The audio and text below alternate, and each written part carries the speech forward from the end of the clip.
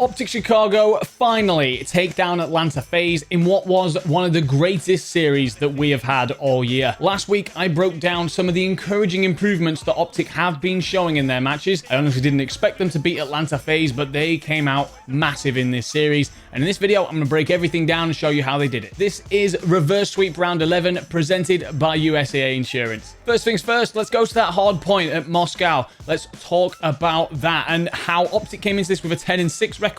Atlanta FaZe came into it with a 10-2 record, so both teams loved this map, and we were given an instant classic. And the first way in which OpTic went about winning this map was to win every single hill and break into every single hill that Atlanta FaZe had managed to get into first. For a long time, this has been OpTic's issue against top teams. If they didn't get in early, then they were often completely shut out. Didn't happen here. If they did not take the hill themselves, then they broke into every single one. And a big reason for that would be things like Dashy trying to world star the opposing team in a 1v4, or Envoy hitting routes with little to no support available to him. But this time out, this wasn't the case. An example I'm going to show you is coming towards P4. Second rotation, Envoy gets there nice and early. In the past, Envoy would have challenged this, he would have tried to take on a couple of gunfights, force his way into the hill, and more than likely been cut down due to overwhelming pressure. But not this time. He hunkers down, he's aware of the situation, and allows his teammates to get in and give him the support. When they do arrive, he springs into action and is a part of just staying alive and staying alive and staying alive and keeping his team in the hill, keeping them around it and making sure that FaZe never get set up defensively and also have to deal with a potential break that does come through. This valuation of your life, this level of discipline, is something that the Greenwall fans have been begging for all year long, and there are multiple examples in this match where it happened, this being a prime one. The second way in which they went about winning this map was to be selfless and play fantastic fundamental Call of Duty. The trades, for example, were on point. They all had each other's back, something that I've criticized them about very openly before. Here, they were all over it. This may be to do with some of the finer tweaks that have been mentioned by the team that they've been working on, or it could also be to do with some of the top tier level of communication that we got to hear during those Astro listenings. Either way, there's several examples of where this paid off for the team, one of them being nice and early first rotation,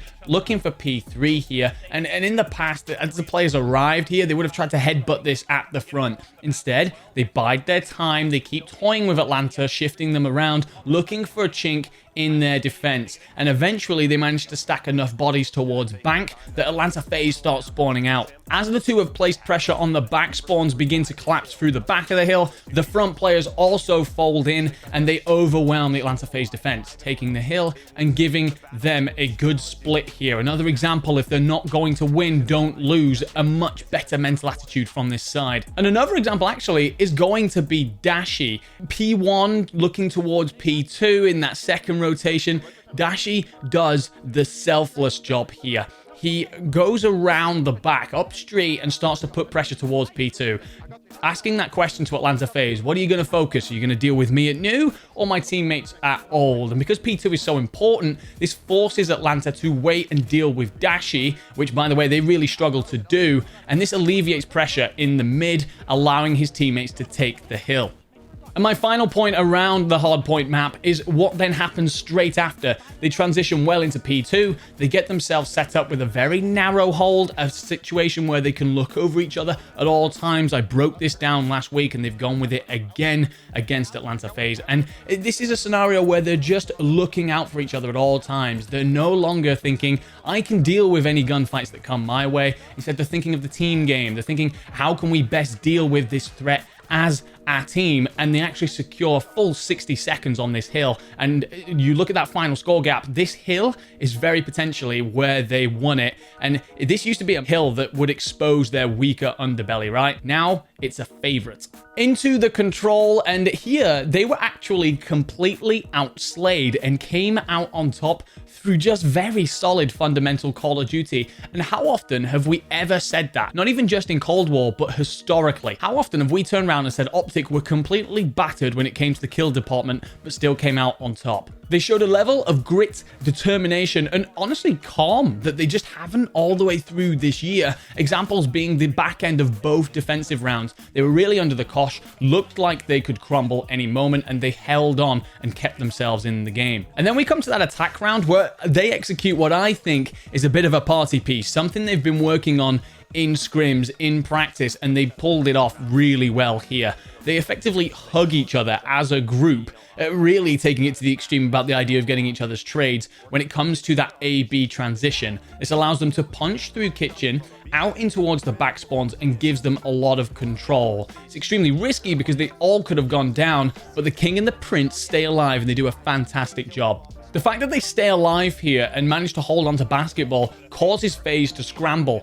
Dashy and FormaL manage to secure top bedroom support and then come and support the hill push. And from here, this tumbles into them going on to win. And without them staying alive there and keeping that corner to themselves, that doesn't happen. A fantastic play and something that, again, in the past, they've just lacked. They've lacked that star moment of composure that they go on to show. And finally, we come to the S&D, the Game 5 Round 11 that I did actually ask for before the series even started. I got it, and OpTic went on to see it out. And it all stems from their fantastic early round game, their first blood game. Standoff is not by any means the most first blood heavy, it's relatively average, but still, if you take the first blood, you're expected to win 71.96% of your rounds. So that's stacking a lot of odds in your favor. And what happened here, OpTic won 8 of the 11 first bloods. The fact that the game ends up so close actually says that they probably still need to work on some of their mid-round and end-round procedures, but they do a great job of just giving themselves the best chance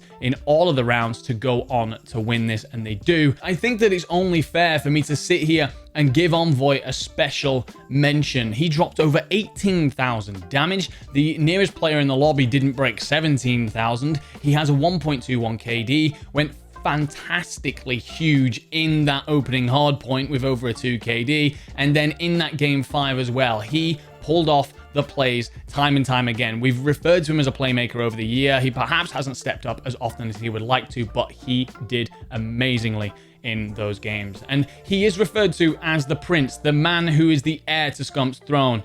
Performances like that, you only make it an assured thing.